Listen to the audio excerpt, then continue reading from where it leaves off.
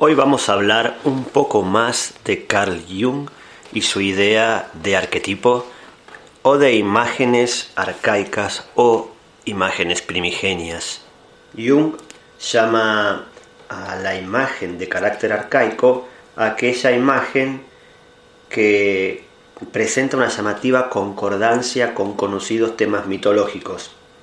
En este caso, la imagen, de un lado, expresa materiales preponderantemente colectivos, inconscientes. Acordémonos del inconsciente colectivo, el inconsciente común que tiene toda la humanidad en su conjunto, que además tienen sociedades en general y familias e individuos en particular.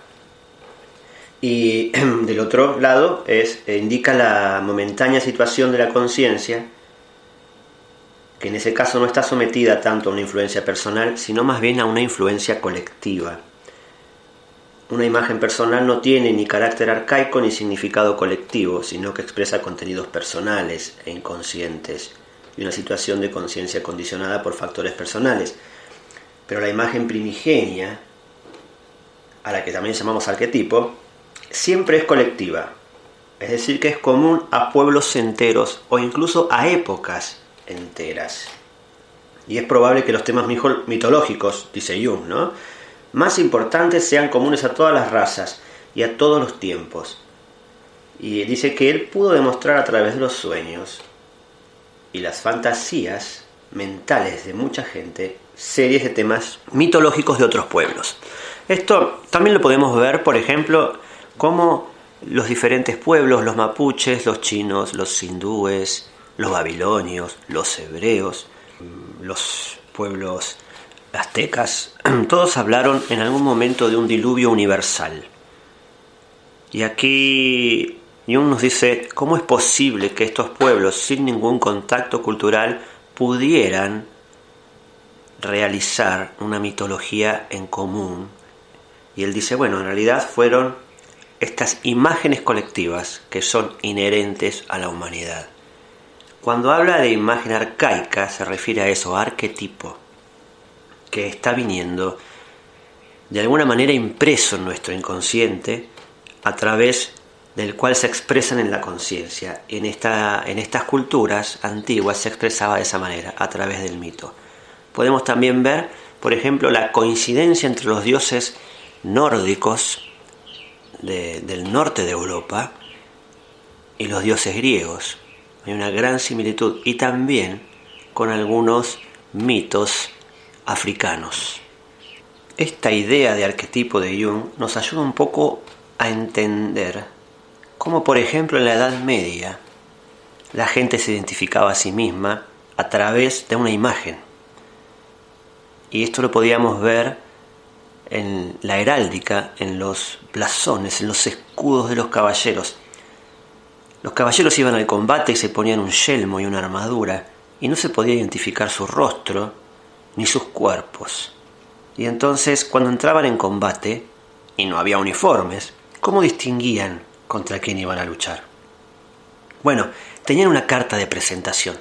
Esa carta de presentación eran sus escudos, donde a través de una ciencia llamada heráldica, muy estructurada, cada posición en un escudo de un color o de un símbolo tenía un significado que ellos lo conocían.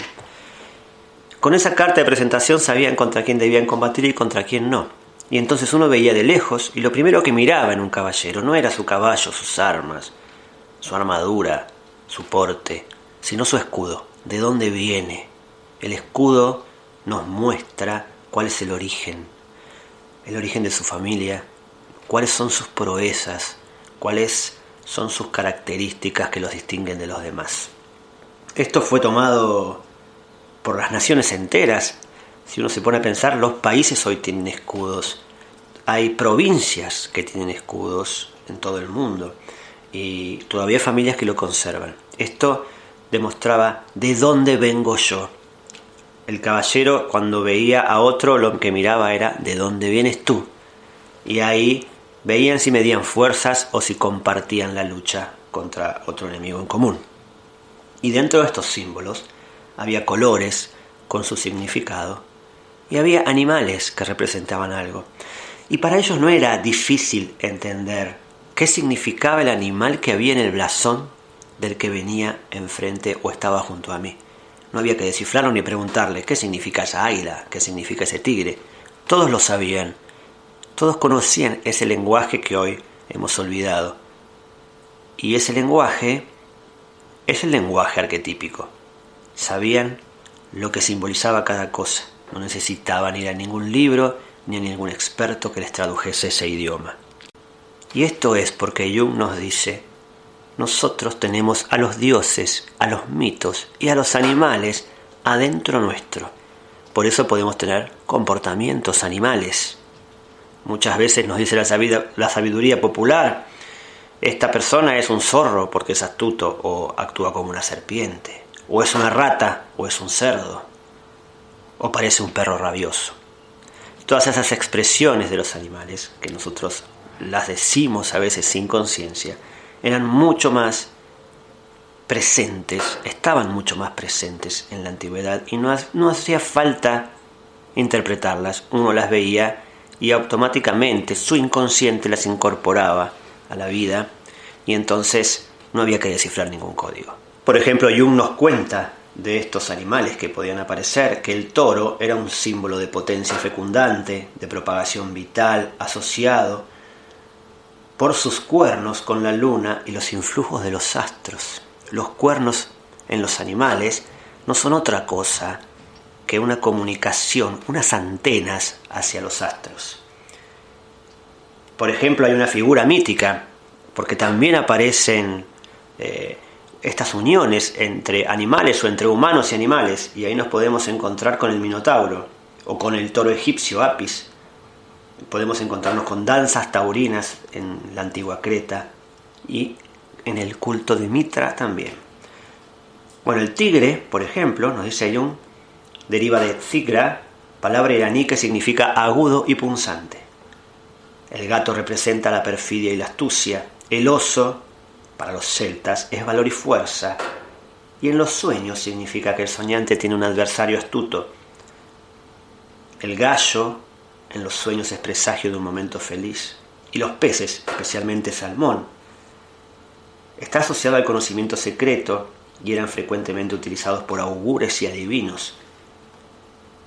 También pasaba eso con los pájaros, sobre todo con los cuervos y buitres, que eran comúnmente aceptados como presagios de mala suerte o de batalla. Bueno, los cuervos iban antes que los soldados porque sabían que ahí iban a comer. Y volviendo a los peces, pensemos que el símbolo de Cristo es el pez. Y ahí sí está asociado con un conocimiento secreto y un conocimiento divino también. En cuanto a animales mitológicos, podemos encontrarnos con el fénix, que es un animal cuyas propias cenizas consumidas por el fuego lo hacen renacer. La hidra, que es una serpiente de muchas cabezas, con alas de murciélago, patas de águilas, siempre pintada de perfil en los escudos. Las sirenas, que las colocan de frente y de perfil, siempre esa figura de mujer que sustituye sus piernas por una cola de pez, el águila bicéfala, el águila de dos cabezas, los dragones, la arpía, el unicornio, la esfinge y tantos otros como los grifos, salamandras, minotauros, las quimeras que tienen cabeza y pecho de mujer y sus brazos terminan en garras de león, Argos, que tiene una cara de mujer puesta de frente y llena toda su superficie de ojos, que denota vigilancia, por ejemplo. Cada animal tenía un simbolismo y representaba lo que ese caballero y ese linaje eran. Y entonces, cuando un caballero se iba a pelear con otro, lo primero que hacía era ponerse de frente para mirar sus escudos y así saber contra quién se enfrentaba. No solo contra el hombre en particular, sino contra el linaje en general. Pero también hubo caballeros que empezaron a romper un poco esta tradición del linaje y decidieron llevar sus escudos propios. Es decir, abandonaban el escudo de la familia y empezaban a usar un escudo en particular, o incluso el escudo del vencido. Otras veces, cuando estaban de luto, daban vuelta a la imagen y ponían el escudo, por decirlo así, cabeza abajo, para demostrar al enemigo que algo no andaba bien en ese linaje, que algo triste había ocurrido o la desgracia había llegado a sus puertas. Lo que nos queda claro en una medida es que el escudo era un sesgo de identidad, un rasgo identitario en la Edad Media, así como lo es un documento de identidad para nosotros, y era también algo que contaba un poco de historia, no era solamente una foto y un número, era algo que incluso se iba modificando con el tiempo. Termino con una frase de Jung que de alguna manera explica su idea de inconsciente colectivo. Él dice: de una manera u otra somos partes de una sola mente, que todo lo abarca. Un único, gran ser humano.